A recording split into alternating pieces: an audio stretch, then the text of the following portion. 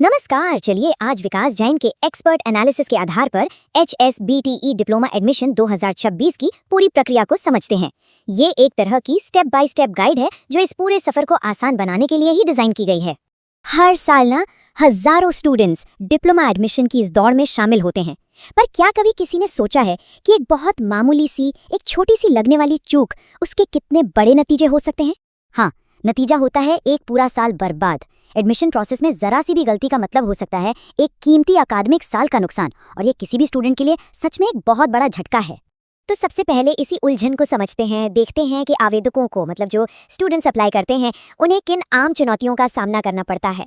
तो ये कुछ बहुत ही कॉमन प्रॉब्लम है। ज़रूरी तारीखों को लेकर कन्फ्यूजन बना रहता है, फॉर्म भरने में गलतियां हो जाती हैं, काउंसलिंग के बारे में कोई साफ जानकारी नहीं होती, और सबसे बुरा डेडलाइन ही निकल जाती है। ये बातें सुनने में छोटी लगती है, पर आगे चलकर बहुत बड़ी समस्या बन जाती हैं। अच्छा, तो अब इस उलझन से निकलकर समाधान की तरफ बढ़ते हैं, क्योंकि सही जानकारी ही सही रास्ता दिखाती है। सबसे पहले तो ये समझना होगा कि HSBTE डिप्लोमा एडमिशन आखिर है क्या। देखिए, ये हरियाणा में टेक्निकल डिप्लोमा कोर्सेज के लिए पूरी तरह से ऑनलाइन होने वाला एक प्रोसेस है, जिसमें सिलेक्शन सिर्फ और सिर्फ 10वीं के मार्क्स के आधार पर बनी मेरिट पर होता है। इस प्रोसेस के लिए जो योग्यता है वो भी बहुत सीधी और साफ है। 10वीं पास होना जरूरी है, और उसमें गणित और विज्ञान यानी मैथ्स और साइंस जैसे विषय पढ़े होने चाहिए, बस। चलिए अब इस पूरी प्रक्रिया को स्टेप बाय स्टेप समझते हैं। इसके मुख्य चरण क्या क्या है? तो ये है 2026 की एक अंदाजन टाइमलाइन। एक बात का ध्यान रहे, ये तारीखें पक्की नहीं है, एक अंदाजा है, लेकिन इनसे तैयारी करने में बहुत मदद मिलती है। मतलब मई में फॉर्म आएंगे, जून में डेडलाइन होगी, और जुलाई से काउंसलिंग का सबसे जरूरी दौर शुरू हो जाएगा।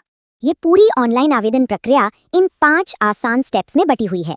सबसे पहले ऑफिशियल वेबसाइट पर जाकर रजिस्ट्रेशन करना है, फिर अपनी पर्सनल और पढ़ाई की डिटेल्स के साथ फॉर्म भरना है, उसके बाद ज़रूरी डॉक्यूमेंट्स अपलोड करने हैं, ऑनलाइन फीस जमा करनी है, और आखिर में सब कुछ चेक करके फाइनल फॉर्म सबमिट कर देना है। हर स्टेप अपने आप में बहुत ज़रूरी है। अब आता है पूरी प्रक्रिया का वो हिस्सा जहां सबसे ज़्यादा ध्यान देने की ज़रूरत होती है, ऑनलाइन काउंसलिंग। एप्लीकेशन फॉर्म जमा करने के बाद अक्सर स्टूडेंट्स को लगता है कि बस काम खत्म, लेकिन सच तो ये है कि असल और सबसे अहम हिस्सा तो यहीं से शुरू होता है, जहां भविष्य का फैसला होता है। हमारे एक्सपर्ट विकास जैन साफ कहते हैं, यहीं पर ज्यादातर स्टूडेंट्स गलती करते हैं, और यही वो गलती है जो 1 साल पीछे ले जा सकती है। तो सवाल उठता है कि ये ऑनलाइन काउंसलिंग आखिर है क्या? देखिए, आसान भाषा में कहें तो ये वो स्टेज है जहां मेरिट के हिसाब से अपने पसंदीदा कॉलेज और ब्रांच को चुना जाता है। यहीं पर यह तय होता है कि आखिर एडमिशन मिलेगा कहां। तो अब देखते हैं कि इस प्रक्रिया को सही तरीके से बिना गलती के पूरा करने से क्या क्या लाभ होते हैं, 1 साल बचाने के क्या फायदे हैं। सबसे पहला और सबसे बड़ा फायदा, फॉर्म बिना किसी गलती के समय पर जमा हो जाता है। इसका मतलब पहली रुकावट आसानी से पार हो गई। दूसरा फायदा ये होता है कि जब दिमाग में फॉर्म की टेंशन नहीं रहती, तो सही कॉलेज और अपनी पसंदीदा ब्रांच चुनने में बहुत आसानी होती है। एक साफ और सही फैसला लेने में मदद मिलती है।